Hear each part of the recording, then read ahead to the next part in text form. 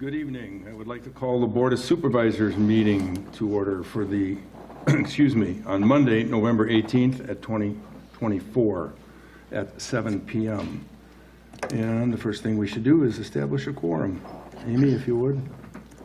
Supervisor Linda Wade. Here. Supervisor Jeannie Vogel. Here. Chairman Dan Wolfel. Here. Supervisor Mark Hain. Here. Supervisor Trent Olson. Here. All right, good to know. All right, meet and greet. Well, because many of you were here for the earlier budget hearing, maybe we'll just have a couple people that are new introduce themselves, which would be, Ho, ho, ho, I'm Jim Mitchie, 4159 Bay Shore Drive. I got the ho part. April Durkin, 4839 Woodland Drive. All right, thank you and welcome. All right, public participation on non-agenda items. If somebody has something they'd like to tell us about for a moment, I have a feeling there is someone. Yes? Yes. No? You want to hear about New Zealand and Fiji? Or? Okay.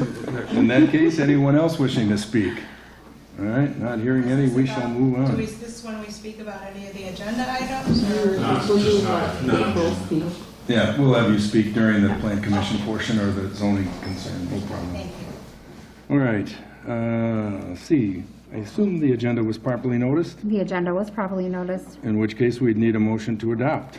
So moved to adopt the agenda for this evening. All right, motion by Linda, second by Trent. All those in favor signify by saying aye. Aye. Approved, all right. Approval of the minutes, Board of Supervisors meeting from October 21st. You all had a chance to look at those? Motion would be in order? I'll make a motion to approve the minutes of the October 21st meeting. Motion by Jeannie, second by? Second by Mark. All those in favor signify by saying aye. Aye. Opposed, motion carried. All right. Pending business, discussion action on the emergency response plan. I give credit to Trent for hanging with it. You got all the updates in? Yes. I think we're all set there. We are going to, annually, I'm going to meet with the county emergency management director, just to go over any changes that we might want to make or anything that he sees that are happening. But yeah, everything should be set. Sounds like a great plan. When I went through it and read it again, I thought to myself,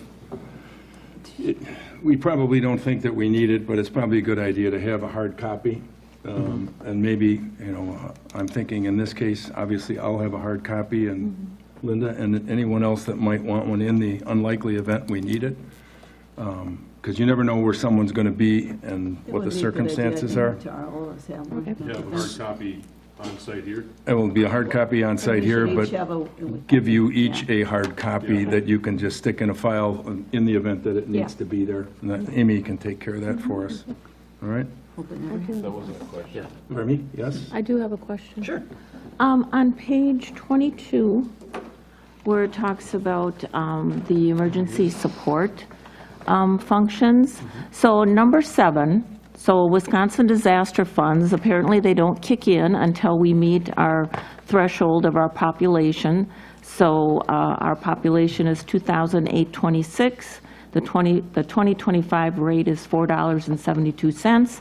So the town would have to spend $13,338. What about federal emergency management funds, so FEMA funds? Does the town still have to kick in that first portion before federal funds would apply? Boy, that I don't know, but I believe the way it was explained to me was we go through our funds, then once we hit the state, and then it just kind of keeps growing. Once we exhaust funds, we just keep going up a level.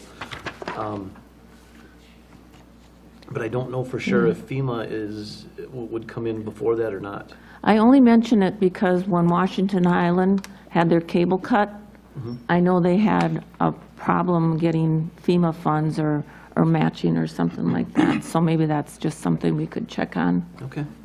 So, or maybe our emergency director would probably know the answer to that as well. Okay. Thank you. Okay, anyone else having a question? All right, if not, you'll all get a hard copy of it that we can refresh on an annual basis as needed. All right, moving on to ad hoc ordinance committee appointments. I talked about this last month, and I have for your review the makeup of that committee, and obviously Trent would be the chair, and Linda has volunteered to act on that committee. I volunteered Amy, who enthusiastically accepted my invitation, as well as Laddie, who offered to help in the categorizing and cataloging process, and also one of our citizens, Jeff Spendecker, who is here tonight, will be part of that committee. So that committee's, from this point in time, it rests with Trent in terms of the call of the chair and trying to bring this through. As a reminder, the idea that we'd like to pursue is like each month to bite off 2 or 3 of these, try and work through them, as well as you're developing a process for what do we do with them electronically, do we distribute, et cetera, et cetera. But that would be the hope. So just as a matter of formality, I'd like a motion to approve that committee's makeup. I'll make a motion to approve the committee. Do you want specific people or just Ad hoc ad ordinance. hoc committee. ordinance committee appointments? All right, good. Motion from Jeannie, second by? Second by Mark. All right, all those in favor signify by saying aye. Aye.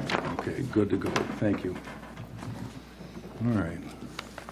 A continuing saga, I'm sorry to report a change in the 2025 meeting schedule due to various vacation schedules, where we typically would have the month of March without a meeting. We are now going to have a meeting in March to make up for the fact that we are going to be without a meeting in February. So you have that on your calendar, so just make the change. And Linda will be chairing the March meeting. All right. Any questions? If not, we're good. Oh, excuse me. A couple other changes, if you didn't catch it on there. We have fixed the open book session for 2025 on Friday, June 20th. And the Board of Review is Tuesday, July 22nd. So remember to mark your calendars. That has to be a 2 to 3 hour session, and generally in the afternoon. And that's locked in with our attorney and with the assessor, correct? Correct. Thank you. Notice of spring election. I can hardly believe it. April 1st of next year. There are 3 seats available on the town board. One of those would be the town board chairman. Another would be the Supervisor Mark Hain and Supervisor Linda Waite. So if you want to, you have to circulate nomination papers starting December 1st. And the final day for filing those papers is Tuesday, January 7th at 5 p.m. You can pick up those papers if you like from our town clerk. And it is a 2-year term. And the last day for an incumbent office holder not intending to seek re-election to declare non-candidacy is Friday, December 27th at 5 p.m. So, good enough.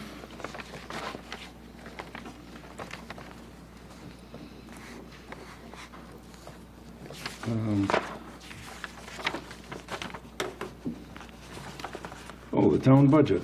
We need a motion to approve our town budget, which we just went through. I'll move to approve the town budget as presented earlier this year for our 2025 annual budget as presented earlier. I'll second. Motion by Linda, second by Trent to approve our 2025 town budget. Any further discussion? All those in favor signify by saying aye. Aye. Those are not approving? None. Correct? Okay, just want to be on the same page. All right, next item is the request for a rezone petition from Kenneth Stappa. And this was heard by the Plan Commission on Thursday. They are requesting a change to a wetland area to allow the installation of a driveway. And I will turn this portion of the meeting over to Linda, who chairs that committee. All right, thank you, Mr. Chairman. Yes, the Plan Commission did hear this on Tuesday, November 12th.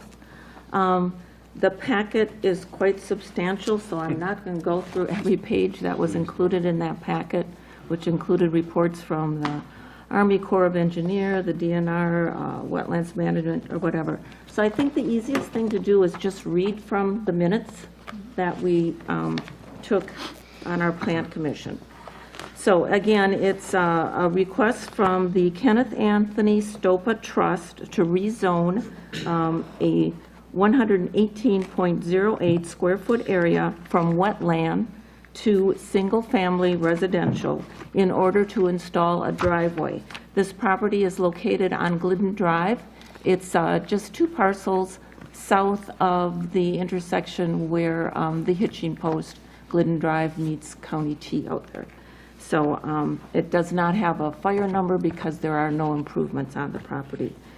So we just summarized that a similar request had come before the Plan Commission and the Town Board in February of 2023, and we both at that time recommended support for the petition to rezone an area approximately 16 feet wide and 12 feet long from wetland to SF20 to accommodate a driveway for the applicants. And subsequently, they plan to construct a residence. However, when the Stopa petition, the previous one in February, March, went before the Door County Resource Planning Commission, the RPC, they recommended denial of the zoning amendment, and the county board concurred. So that earlier petition was denied. And another request could not be filed until the expiration of 6 months from that first application. So now this second petition for a zoning change is before us. It came before the Plan Commission. They did indicate a slightly smaller area for their driveway, and that's why there's mention of the 118.08 square feet for driveway purposes. So we had a discussion on that. We did have a neighbor to the north who was here this evening, and we'll give her the opportunity to speak. Her property is to the north of the Stopa property, again on Glidden Drive, and she provided some background on the area, having purchased their property in 2018 after an original parcel was split into several smaller parcels and sold off. She was aware of the wetland areas, and she expressed her opposition to the zoning request, the rezone request. We also had another neighbor to the east of the Stopa parcel, and he also indicated that he leans towards protecting wetlands as well. So the Plan Commission took special note of the RPC findings, and you will find those on page 44 of your packet. So if you wanted to scroll to that. Again, that's what the Plan Commission members took special note of, and their recommendation from March 7th of 24. So following discussion, it was a motion by Mr. Hubner and second by Mr. Zettel to reject the request for rezoning and forward a recommendation of denial to the town board. And that motion carried unanimously from the Plan Commission. And the reasons for the Plan Commission's decision, because we do have to fill out our worksheet and we'll have to do the same thing as the board here, the reasons that we recommended denial, we took into heavy consideration the RPC's previous recommendation of denial, that it did not wish to set a precedent to rezone and fill wetlands in order to access upland lots. We also noted the request did not meet the criteria in evaluating petitions to rezone, and again, that criteria is in your packet. The town is also conscious of protecting wetlands. We also took into consideration the non-support comments from neighbors. 2 appeared at the Plan Commission meeting, and we have since received 2 additional emails not supporting the request. We also noted that no one, the applicants, nor anyone on their behalf appeared at our Plan Commission meeting, and I don't see anyone here tonight either. So is the proposal consistent with the town's comprehensive plan? Yes, in the sense that the town, again, values wetland protection, but we appreciate SF20 residential zoning as well. And concerns or objections, we did not state any. So again, I know that Ms. Durkin is here, and I think she would like to comment if she may. Please, do you have a microphone? Do I need a microphone? Please. Generally, Yes. we have extras. Okay, thank you. So I bought my property, can you hear me? Yep. Yep. So I bought my property in 2018, and when I bought it, I guess unbeknownst to me at the time, it used to be the lots on either side of me were one whole lot, and the people that we bought it from, they had split it into 3 lots. We had purchased the lot in the middle. We were asked if we were interested in either of the lots on either side of us. The lot to the south of us, which is the lot in question today, we were told there's wetlands all through the front, that for what they were asking for it, it's a complete gamble that, you know, Door County protects its wetlands, that it would be, you would have to do a lot of research and planning and whatnot, and it would still be an if. So we chose to pass on it because we knew all the permitting and everything that would have to be required, and it was a maybe, even after doing all that. The lot to the front of, or to the north of us, does have access to the road. It was partially buildable, but again, we were told that that lot has a very small footprint where you would be able to put a house. So again, we chose not to look at either of the lots and bought the lot with a house on it. Since that time, the previous owners to the Stappas, the Manos, we have fielded questions and whatnot about the lot as people are coming through and looking, and especially after COVID hit and whatnot. And each of the times I said, you need to check out the wetlands. You know, you got to watch the wetlands because wetlands are, you know, something that you'll have to contend with. And never talked to the Stopas, never met them, saw that the property had changed hands, and the only interaction that I had was when a contractor was outside in our front of our yard and into measuring, going ahead and measuring stuff, and I'm like, what, excuse me, what are you doing? You know, can I help you? And he's like, well, I'm getting ready for the driveway that they're gonna put in. I'm like, well, no, you have to have permits. That's all wetlands in front of them. And he got argumentative with me, and I'm like, look, I go, you need permits. You have to permit that. And he said, well, what are you gonna do about it? And I go, well, I got a camera, and I guess I can call the DNR then. And so he stormed off, and then didn't hear anything more, and never heard from the Stopas. And the next thing I know is I see it come through again. But I see all the reports, and I'm like, okay, he did his due diligence. I was at the time, I'm like, I'm not gonna fight it because he did everything that we were afraid to do. So, but it still went through, and it got denied. And I'm like, okay, so we're probably fine then. He put it on the market for double the price with all the paperwork. And again, this summer, I'm fielding questions back to, well, what about this lot? And, you know, people ringing the door and whatnot. And now I'm sending them the minutes of the meeting showing that it's been denied.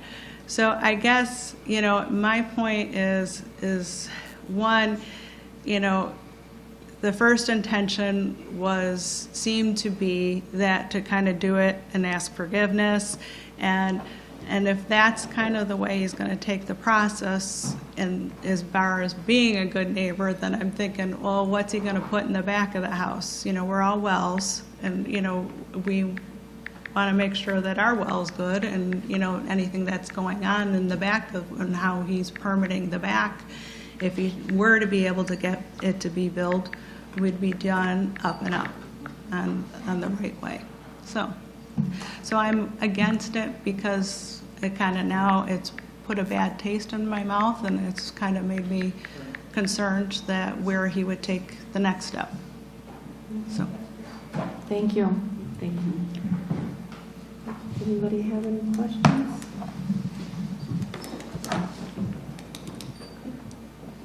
No one else wishes to speak or has any questions?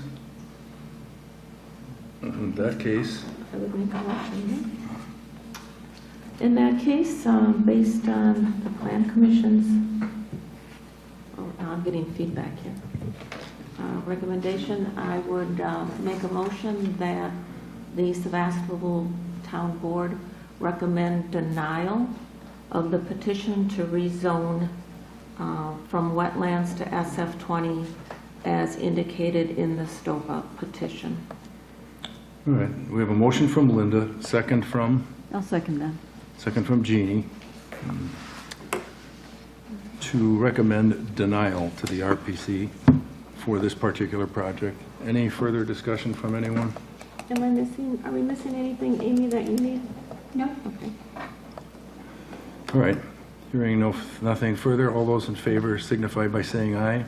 Aye. Opposed? We will take care of the letter. I think that Thank you. is a very ambitious target to try and reverse this. All right, thank you for coming, miss. Appreciate your feedback. All right. Next item of business is, excuse me, is the approval of the resolution number 2024-03 TB for Town Board to establish a tax rate for 2024 to be collected in 2025.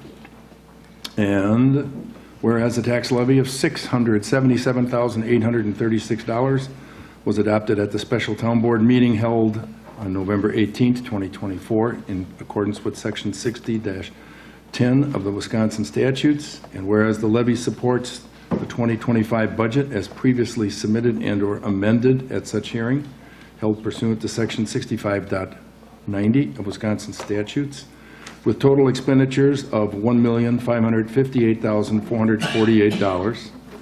And whereas in accordance with Section 60.40 of the Wisconsin statutes, the Town Board adopted the 2025 town budget on November 18th, 2024.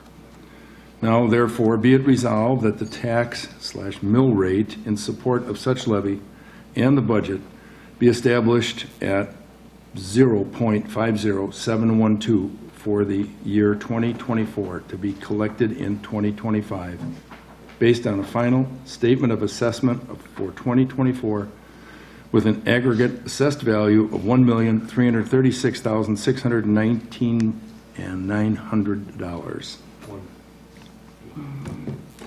So, with that, one of you is going to get a chance to approve this. Am I missing something, Mark? Supposed to be $1,336,619,900. I'm sorry, you're right. 1 billion. I said 1 million. Yeah. I'm used to dealing, you're right. 1,336,619,900. Sorry, thank you. I'm used to dealing with $10 bills. Well, at any rate, a motion to approve would be in order. I'll make a motion to approve resolution number 2024-03 TB. All right, motion by Mark, second by, I'll second. second by Trent. Any further discussion? If not, all those in favor signify by saying aye. Aye. Opposed? None. Hearing none, motion passes. All right. Moving on. Financial reports for the month. You have the account balances, you have the budget versus actual January through October, and you have the transactions by date, all in your packet. You've all had a chance to take a look at those.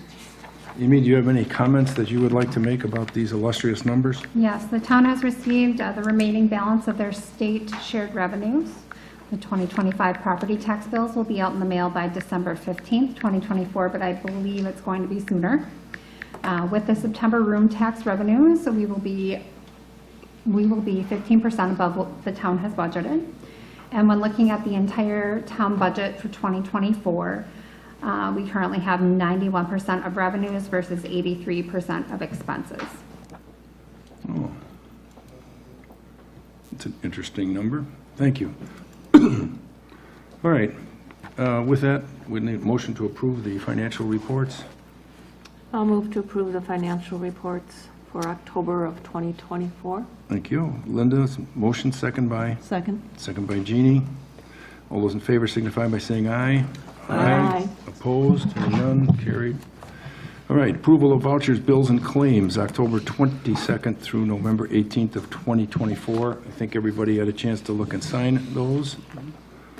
So a motion would be, I'll make a motion to approve the vouchers, bills, and claims from October 22nd, 2024 through November 18th, 2024. all right, we have a motion by Mark. Second. Second by Jeannie, just to throw me off. Okay.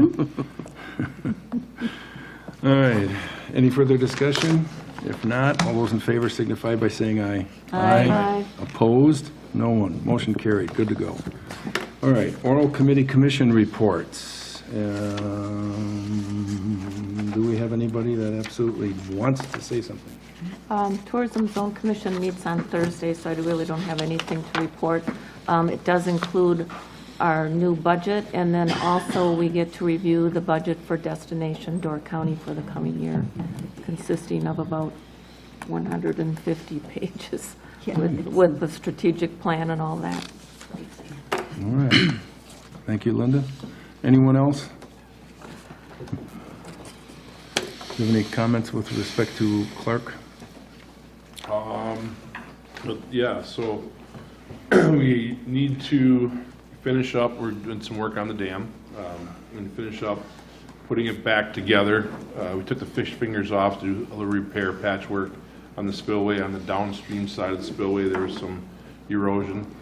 So we took care of that and letting it cure, and then once we get some time after this holiday season of Thanksgiving and hunting, because that's a holiday for some of us, we will go back down there and finish up. We're gonna put a metal cap on the back side of the spillway to cover the concrete work that we did, and then put the fish fingers back on. Plan hopefully for next year, if we can get up the budget numbers and get everything approved, we're gonna put a full cap. We'd like to put a full cap on the spillway of either metal or plastic or something, so that the concrete is covered and we don't have to worry about these issues going forward. I guess I could talk a little bit about the bathroom. The new bathrooms, Dan already covered. Just keep your eye out, watch the progress go. The old bathrooms, we've been going at it slowly but surely. And again, once the holidays are up, we're gonna go back in and finish removing the stalls, which weigh about a metric ton. We found out, I think I may have talked about this last time, but oh my gosh, are they heavy. So anybody that's got a strong back would like to come hold on to a stall while we cut it apart and take it out of there, more power to you. Come on, let's do it. Besides that, just kind of looking forward to the winter season to come and go and continue on in spring. Okay, thank you much. Just one other thing on relative to Clark Lake. I'm in conversations with the county about placing a second culvert on WD, with the idea being that the water back up in the spring, and we noticed it this spring with the huge amount of rain that we had. It was all backed up on the north side of WD, and the culvert was full. So we think perhaps a second culvert might avert some of the problems we've had there, but it's a work in progress, so we'll keep you posted on that. That's it from anyone, other than gives us an opportunity to listen to Mr. Zettel, our county board representative. Hugh? Thank you, Mr. Chair, and good evening, everyone. Just a couple of updates that I'd like to provide from the October 22nd County Board meeting. On the resolution side, there were a couple of resolutions that I wanted to highlight. One is the approval of a grant for a deflection initiative with the Door County Sheriff's Office. Typically, what you would have when you would have to incarcerate juveniles, they basically go through jail, court system, et cetera, very expensive, and also usually the outcomes of those aren't very positive. So working through with the state of Wisconsin, there's a diversion program where additional resources are for counselors and county sheriff's resources to basically keep those folks out of jail and put them through counseling programs, which usually has a much better success rate, relative to them to eliminate the risk for future incarceration and also, work through processes to help improve behavior. So this is a grant to approve that. The other item I want to just highlight is we also approved a resolution to improve land use services fees.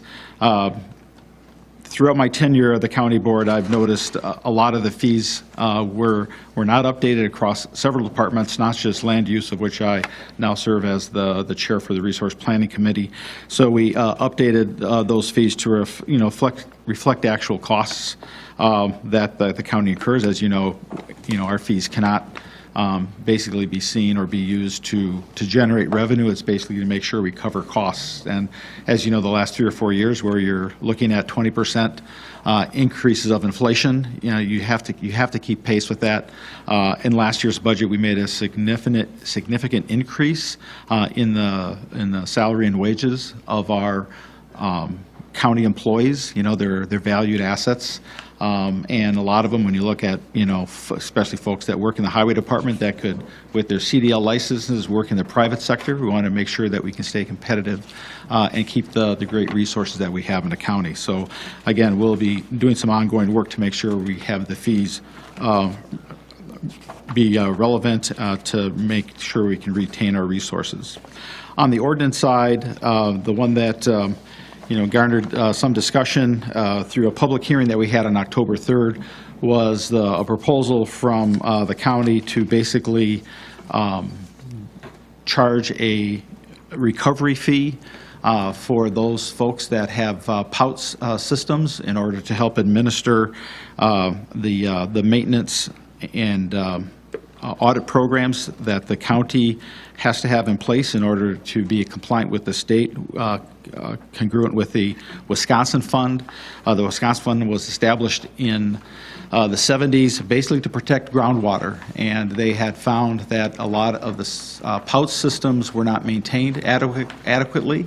Over that period of time, there's been significant changes in the design of POUTS as part of that POUTS program that you have to have on the state to be subject to the benefits of the Wisconsin Fund, which basically is grants that are available to residents in case they have a POUT system that is failed. They can get offsets in recovering costs for the replacement, since that's not inexpensive to replace one of those systems. As part of that program, there's a 3-year inspection and pumping required as necessary for residents, and there's a lot of back office work associated with administering that program. There's over 14,000 POUTs in a county, and if you looked at the budget it took Madam Clerk, relative to postage, right? All those notices go out by mail.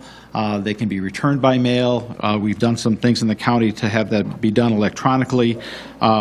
And there's a lot of back office work relative to, once those reports come in, act on them as necessary, maintain them. So there's a lot of back office work. There's been some questions as to the cost estimate, the cost accounting estimate, whether that is accurate or enough. And given some of the other structural changes that are happening in that department, we basically recommended in the ordinance taking out the section to implement the cost recovery fee until we can get a better understanding of the actual costs to maintain that program, and probably revisit it sometime in 2025. Relative to folks that live in areas where there is a municipal system, such as, City of Sturgeon Bay, Town of Bailey's Harbor, Village of Sister Bay, Egg Harbor, et cetera. They're basically, in essence, subsidizing the implementation of this program, even though they don't have a POUTS. So some county board supervisors raise that as concern, basically why are they paying for something that they don't have any ownership for? Because of the uncertainty relative to, the actual costs, we're going to revisit it likely sometime in 2025. So that ordinance was just changed relative to primarily doing updates with the Department of Safety and Professional Services, otherwise known as DSPS and their code, which is Section 383, which really governs POUT's implementation, design, and administration of those systems.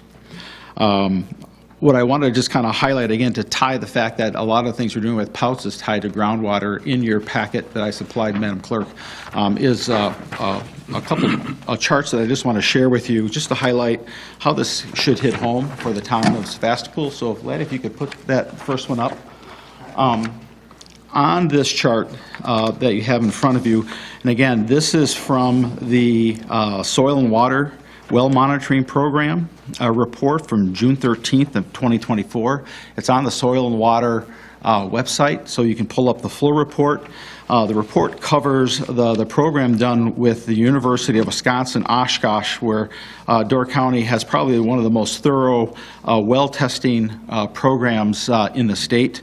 It's seen as a best practice. They test for primarily, what POUTs are designed, or they test for nitrates, phosphates, arsenic. They also look for E. coli, bacteria in well samples. What I wanted to highlight is an area that is of a concern that the Soil and Water team has provided an update on, in which there's been some discussion. So the first chart just shows the testing that's been done from 2019 to 2023. And if you look at that in particular, if you can train your eye to where you think the town of Sevastopol kind of is in its outline, you see a lot of yellow, orange, and red dots, and those yellow just says you've got a nitrate level of 2.1 to 5 milligrams per liter. That's kind of like a cautionary, kind of reading, and then it goes to orange and then to red. I think what I'd like to do is just go to the second page, Laddie, if you just can pull that up.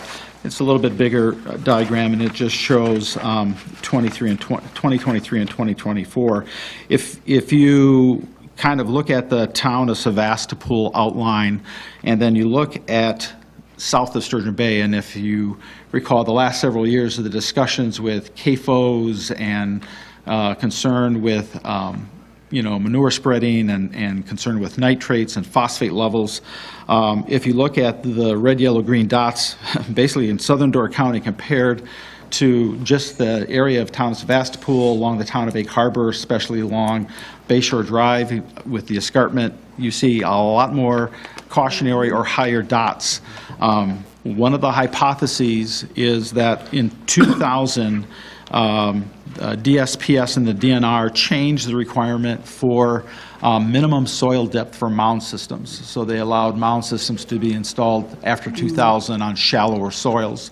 So the question is that change in the regulation causing more concern relative to nitrates? Nitrates flow very easily through water as compared to the phosphates, which tend to bind more to solids.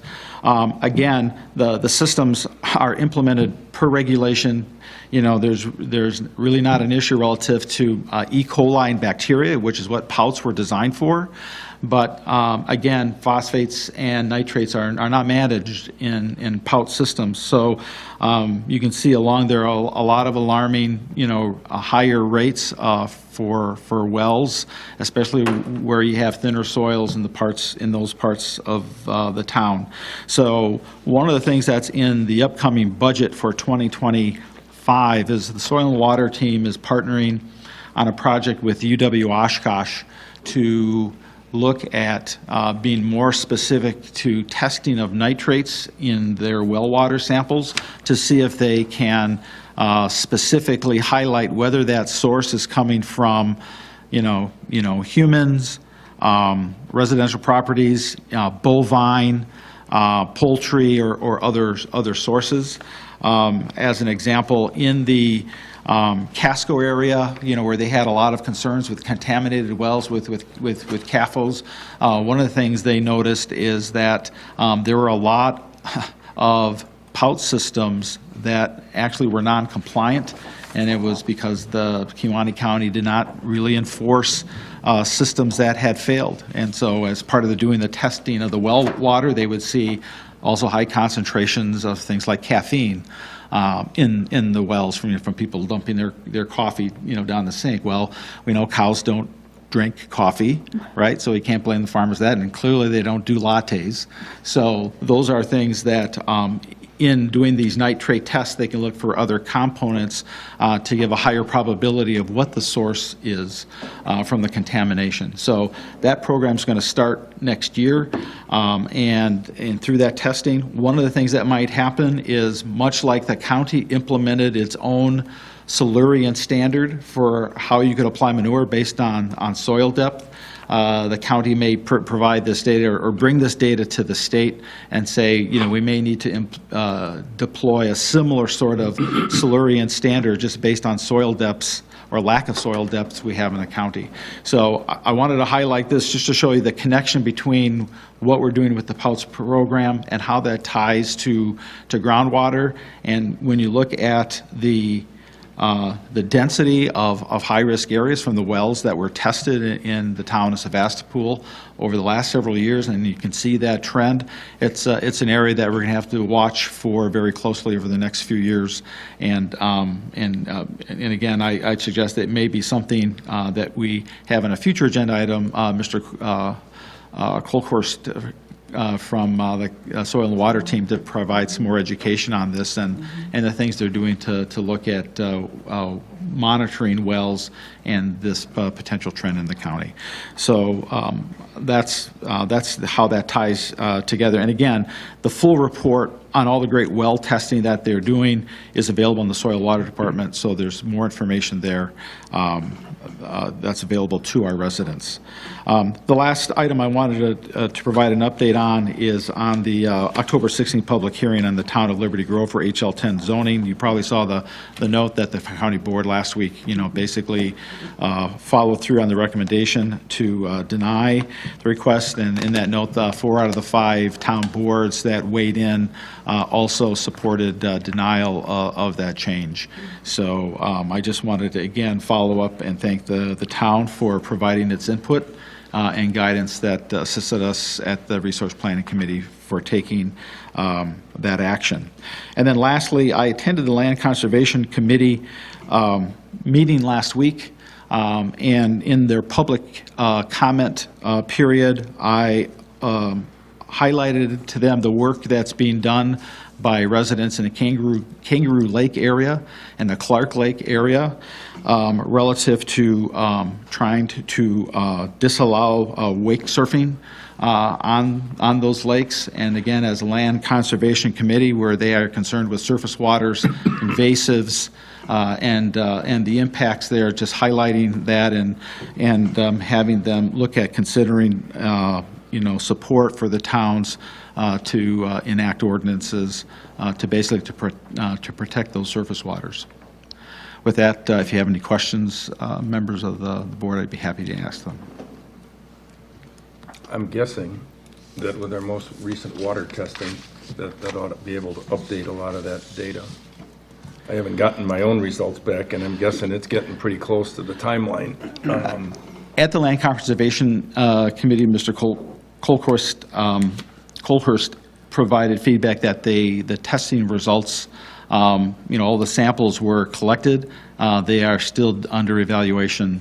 All the water sampling actually, I believe, gets done at the state of Wisconsin for that, and then they'll collate that with other data that UW-Oshkosh has. So my guess is, or my understanding is that the next Land Conservation Committee meeting, I want to say late January, perhaps, is when they'll do an update on those testing results from the fall testing. Anyone else have a question? If not, I have one. When did you say that the standard was changed or relaxed, however you want to put it on the soil? My understanding was the 2000. 2000? Yes. On the website for Land Use Services and this, or actually on the sanitarian link, there is a very in-depth kind of history of POUTS management in the county. And so it mentions it in there specifically, some of the changes in regulations over the past, 40, 50 years that the county's been actively managing POUT systems. I know there was a real push back, got into that because of being in real estate, but to try to get away from holding tanks. And that's kind of what Yes, how it's a, it precipitated that. it's a dilemma, because in essence, if you're looking at areas that have shallow soils and you blow up an area, if you will, to put in a holding tank, that's, in a sense, that's almost like putting in a sump crock, right, for a basement. And, those basically are magnets for water, because it just is low resistance. So that adds additional risk, right? That's, why they eliminated, in many cases, steel tanks, because the average life of a steel tank in Door County is only about 10 years. So it goes from being solid to turning into a colander over time. And then with the added water pressure, there's also the challenge of actually having them heavy enough to stay in the ground and not getting pushed up. So with the water pressure. So yeah, that is a dilemma relative to how that gets managed. Just out of curiosity, do you happen to know where Jacksonport stood on the wake boating issue at all with Kangaroo? And we've asked, I don't think, did we? They're holding off to do anything until Kangaroo. Yeah, do you know, Amy? I just received a email today from a member of their plan commission asking us if we had any further information. And they feel that the large majority of the lake is within the town of Sevastopol, and they're more the minority. So Until we bill them. They were kind of waiting to see what we did, and So they haven't taken a position on They have not. Kangaroo even? It's No, still Kang- at the plan commission level. Okay. Kangaroo has an ordinance, in my understanding, Kangaroo Lake Kangaroo area. does Well, have an ordinance. Bailey's Harbor That's the Bailey's Harbor? supported it. Okay. Yeah. But they only have Half of it. 93% of Kangaroo Lake. Got it. God knows. Okay. All right.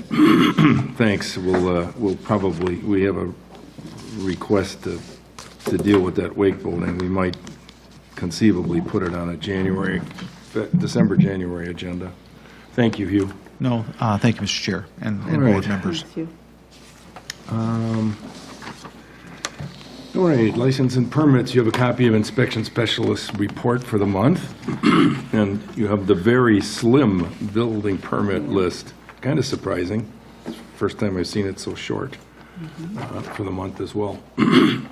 Under correspondence, we have one single document. What a change, and that's the City of Sturgeon Bay's Fire Department report, which you have. So moving on to announcements, you'll be shocked to know that on Friday, December 6th, Santa will be appearing at the Town of Sevastopol Town Hall. And apparently he does his afternoon or evening free because he's going to be with us from 5 to 8 p.m. or thereabouts. He'll be But- with us for a portion of the time. Okay, just a portion because he has other houses and parties to go. So Mrs. Claus will let busy. him know. Mrs. Claus. So the key here is the town's annual Christmas party is on Friday, December 6th. So you're welcome to join and participate. Food and beverages and lots of fun and games and some music and you name it. The gals do a terrific job putting this together. On Wednesday, December 11th, there will be a joint public hearing with the town of Sevastopol and the town of Jacksonport. At that particular meeting, there will be a discussion regarding the status of Shower Road. This is the road that goes into Whitefish Bay Dunes and ends up at Cave Point. That's a town road, but there are impacts on that road, both in our town and the town of Jacksonport. Participating in that meeting will be the county of Door, as well as members from the DNR. And there's no time here on that, Amy. Didn't we 6 set that for 6? 6 p.m. 6 p.m. Yeah. Okay. Thought I had it there. Monday, December 16th will be our next board meeting at 7 p.m. We have an audit, which I know our clerk is looking forward to in early January or mid-January.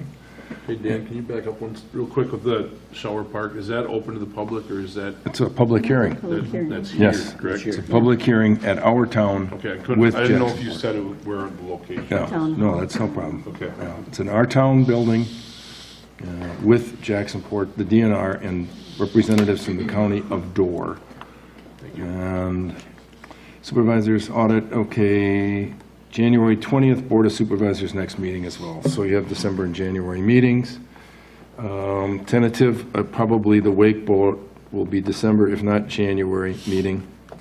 And we'll see about where Greg Colthurst is relative to nitrates. If we have some time, we might, if he's got the data, we might invite him for that. Anything else from anyone else for next month? No? All right. Which brings us to the favorite part of everyone's meeting, a motion to adjourn. Make a motion to adjourn. Trent fulfills our wish. Second. Second by Mark. All those in favor signify by saying aye. Aye. We are adjourned.